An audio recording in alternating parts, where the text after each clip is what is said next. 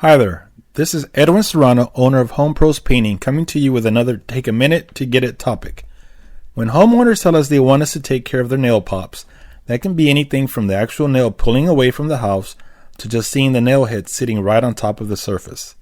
It's always a good idea to know the why behind the situation before trying to fix. We don't want to promise you something we can't fix and then have you be disappointed. Nails will slowly wiggle out if they are the wrong type or not long enough. There's a lot of contraction and expansion of the exterior materials. If the studs behind the walls have warped or shrunk. If there's been construction work in or around the areas where the nails are popping out. So for example, perhaps you had some drywall work done or the roofing done. You then have to be realistic as to what nail pops can be fixed or which ones are best to leave alone. Here is one that definitely can be fixed by just driving the nail back in and caulking. Here is one that was overdriven and will require caulking to keep water out.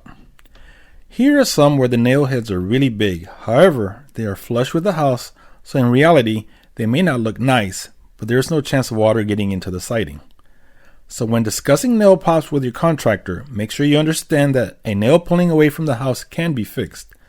A noticeable nail head sitting flush against the house may not be aesthetically pleasing, but there really isn't an issue with it.